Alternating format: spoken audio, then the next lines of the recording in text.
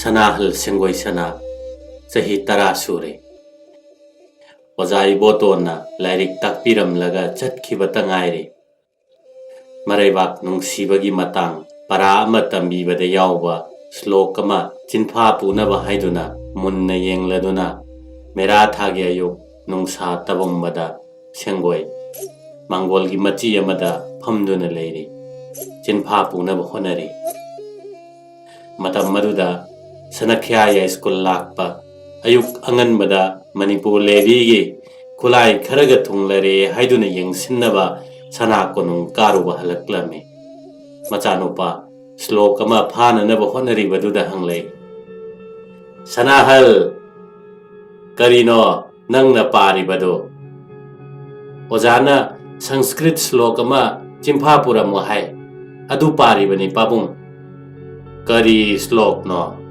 Parao ta sidana Changsilaktuna Machagi manakta phamlare Janani janma bhumi Satcha swagadapi Gaviyasi Masibu kari haribano pabong Ima masung Pokna phamlamdamna Sartgadagi suhena chawi haribani Maitai aikhogi pauro da su hairi Korau mana wangbara Pantho mana mahele Malem mana lummara Palem imana mahele Palem pantho na henbara Pokna pham lamdam na mahele Pabong Sarga hari sibu karino Kadai da leibage Sarga haibase Lai singi laipam lairai pakne Nong thakta lay Nungaiba pumbana tillaba maphamne Anayek laitaba Aningba apamba pumba watana phangba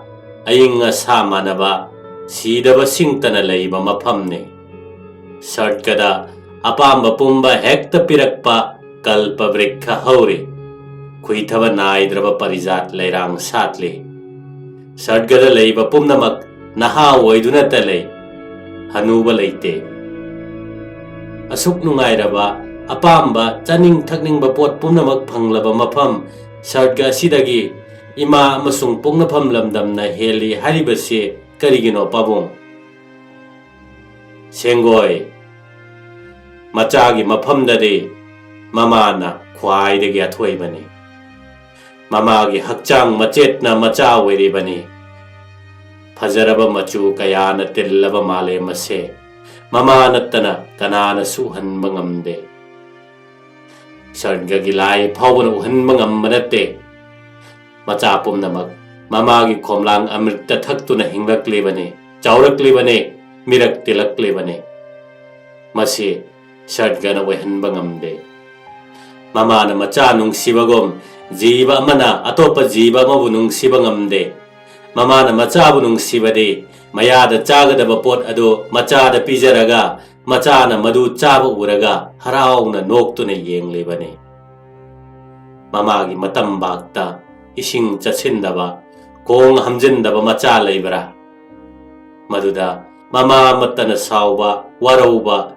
Tukatjaba kariyamata laytabani Machagi yaiphanabata khanba Machana waba taraga Mana hena waba mamane Asumna Mamana machabu nungsiba Machagi phanabata khanbiba se Sartkada phangba ngamba natte Aduga Sartkadi Tarai na yauba ngamba natte Aduna machagi maphamdade Mamana sartkadagi suhenbane Aduga pungna phamlamdamna Sargadagi kari henbage Aikhoigi pungna phamlamdamdi Manipur sana leibak kasine Leibak kasigi sing thak Leibak kasida thokpa mana masing Phau cheng nga chak chaduna Aikhoi hinglibani Malem taibangi phajaba uribani Sartgada phangba pot na hingba natte Aduna aikhoigi iphamdadi Sartgadagi pokna phamlamdam na hele Aduna Irai pak pokna phamlamdam bunung sigadabani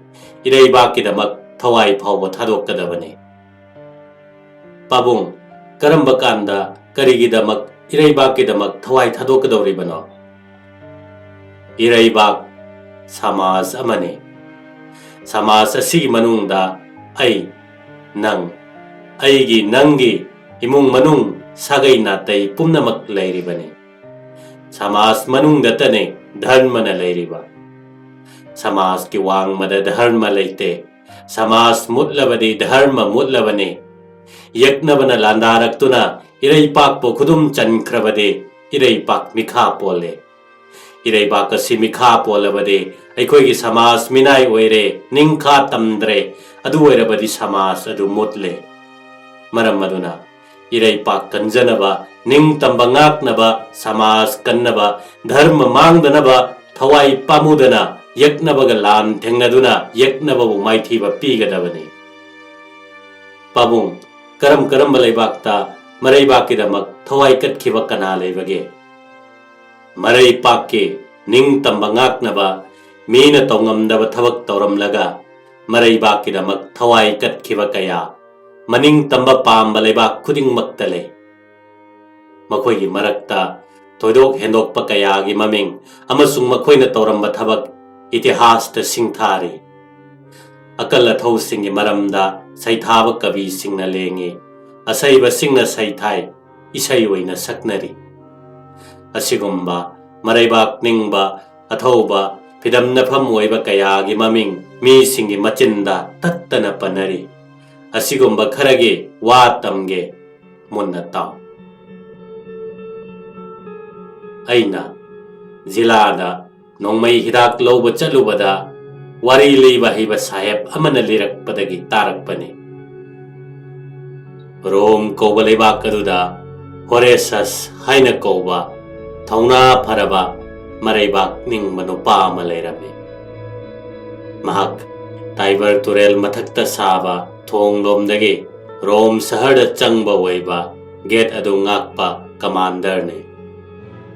Kristagi mang sahi chaunga subna taretta Closium leibak kining tho Porsenana achouba lanmi tengola mapuraktuna Rom leibak talandarami.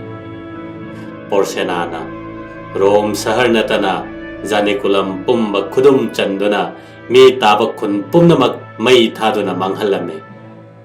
Kungangi mi pumbana Rom sahar da changsenduna mathwai hingnarame.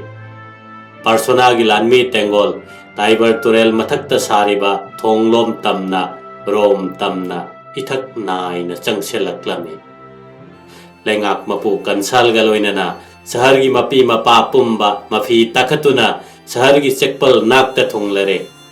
Turel taba sahargi thongjau manakta makhoi lepna watanai. Kananingai matam leite yaknabadi mangda leire. Lengak mapu kansal na harakki. Leibak kilam Janikulam pumba yaknabana khudum chan kredo. Aduna thong asi thadatrabade kananasu sahar asi kanba ngamlaroi. Maram aduna thong asi haujikmak thudek patai. Matam maduda santri ama chenselakhe amasung pakhatpaga loinana laurakhe. Khulai pibiro ingo kansal lars Porsena yorakle. Kansal na yang thokibada lanmi mayam chatpagi makhongdagi haigalakpa upulna atia pumba pumam na pairamba uki. Thawai waraba kansal chekpanda mamai wonsinduna tapna hairakki. Mang tharakpa lanmi singasi thong asi tektringaida aikhoi inakta landarak lagane. Thong asibo makhoina khudum chankraba sahar asi kanba ngambagi asa leite. Madu tarabada thong puba commander Horesas na harakhe. Taibang panda leiriba mi pumnamak loina sigadaba ngaktane. Ahana kongi wane. Mapa mapugi mongpham kannaba mana ningjaba laigi laisang ngaknaba maraybakkidamak khudong thiba aki akhang kaya mayong yaduna sibadagi hena phaba misi ama leibra. Aduna ingo kansal Hek yariba makai thuna kaktat piyo. Yanthat piyo thong ase. Aina, aigi teng pangbani ga loinana. Yekna lanmi thingjage. Sana na. Thong atingba aku balami asida. Mi ahum kaktana. Yekna balising tingba ngamgane. Haujik, thong asingak na ba. Aigi oyetta kana lepi gane. Akanba Spurious Latias na hairake. Aina nangi yetta layduna thong ngakane. Aina nangi oida laygane thongak minagani nanga hairake athoba haminiasna. Legak mapu kansal na hairake. Hovesias nangna haibadumak taurasi. Yaknabagi chauraba lanmi tengolado mayong yanaba ahum maduna phi takhatuna sangsin khraba matungda amuk panthaba tawdana kansal na mang thaduna ataina tung induna khutta singjang thang yochai paiduna thongi bem singadu yanthat kakthat pahokre matam maduda tuskan lanmi singaduna samudra na ithak hobogom bengun khong baccha mari na bengun khong sarau la law galoina na thongjin tamna changselakhe ahum maduna thongi machinda chikna lemna leptuna yaknaba singadu yengduna leirame yaknaba lanmi mayam aduna makhoi ahum khak uba duda hauna nokhe makhoi gi mang thaba lanmi laktage akan balu chingba ahum aunus mayus amasung pikas thang chungoi paiduna songthorakhe amasung akhuba lambi adu munnanaba makhoi gi mayok to hosilakhe adubo yaknabagi akan balu chingba ahum madu thauna pharaba ahum madugi makhutta mathwai mangkhre Latias na onus po Harmisias na mayos po amasung hoves na pikas po hatke ato pa yaknabagi lu chingba ahum amaso makhoi mayok ta amuk hochilakhe makhoi ahum madu su hatokle hojik yaknabagi anok pa khonjel tadre sauraba yaknabagi mang thabalan mi pumba pulap punna hochilaktuna makhoi ahumdagi ta taruk khaktang lapa mafamda leptuna leirakhi amasung akhuba lambi adu munnaba honarakhi tindana thumjalakliba lanmi marakta wa ninarakpa khonjel ama tarakle yengthokkibada ure lanmi marak khaina thorakhi lunagi mabungo akanba astur laba khongkap chaukan kaladuna mi usittaba mityeng loinana pidup mari thokpa chungoi lengdayan mahak natana ataina thangat pangamdaba thangpak adu makhutta paiduna momon nokna tuskan lanmi sing aduda hairakhe astuna lambi sengdok labade nakhoi tung ilak paki roidra adudagi magi thangpak adu makhut animak na paiduna wang na thangat hobesas tamna hosinke aduga magi leijabi thana hobesas ki mathakta yamthake Hobesas na yam na hay na sing na laythoktuna magi thang chunggoy na madu ngakthokke adubo magi paiganda khara soktuna ikheng hathake madu ubada tuskan sing na haraw na lawke Horesas na layna mikup muktang Harmisias tang aram laga soklaba kaina tawbagom asturgi mamangda songsinduna magi thanghay amukta luhuk ka konana asturgi mga kadu kakthatke hojik tuskan lanmi marakta naitom thoktuna makhoi ahumga lamba pagadaba lu chingba leiramde aduna pulap hoduna landanaba tungda leiba kambuna mangromda changsilu laurakhi mangda leiba kambuna tungda khara handoknaba haibadagi lanmi marakta handok hanjin irang langli tanja sida singjang thang yochaina yanthatpa thadatpa yeithatpa thugaibadagi thong adu kintharakuna isingda tagadabagi tharak yanduna leiramme thong tektringaida sahargi lengak pahal singaduna laurakhe Horesas handoraklo makoina netliba ubak singadu kintharakpa ubada Larasiaska Harminiaska anidi handokre adubo makoina hanna yangakpa matamda Hovesiasti thonggi thongjenda mathanta leptuna yaknabaga lan thengnaduna leiramba uki makhoi anina amuk khanna Horesas ki mateng pangge honarakpa matamda thong pumba tektuna ichel thakta takre thauna pharaba Horesas akiba leitana lan thengnari mayong yari yaknaba lanmi lising kuntra gi tengon ahumado tungda kallaba turel gi senne tuskan lanmi lu singba Maxtus nokfet tawna laurakhe halo mabu halo hojik maithire haina nasana yana aingonda changjau Lars Porsiana na harakhe makoi ani gi maphamda वा अमा फाउबा खुमदना ममाई लेथोक्तुना Tiber Tourane दे येंगलगा हैरखे Roman सिंगी Mopa सकलबा हे Tiber तुरेल ngasi ai bu lotion biro haina thangkhum da thang yepselaga turel gi ising da chong thaki thong thude khrabanina large portiona gi lan me rom da changbangam dana han khre asomna maraibak ningba horesasna thawaina pon thawaina maraibak rom sahar kan ki babung horesase thongna phaiko mabu turen manungda adum irakna duna sikhrabra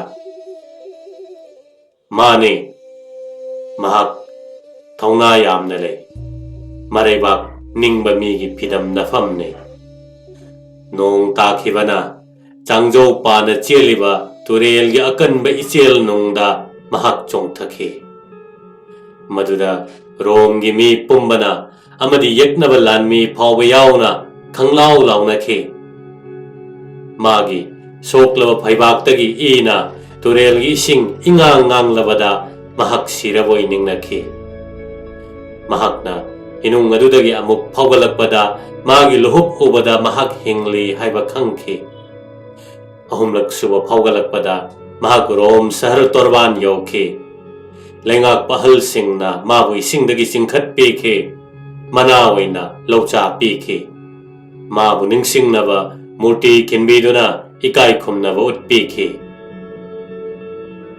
pabung magumna maraibak ningba atai leiribra amani danga takpikho masing thingamdana lei maraibak ningkha tamna thamnaba ayogi awaba khudong thiba kaya mayong yakhibade mewargi rana pratapne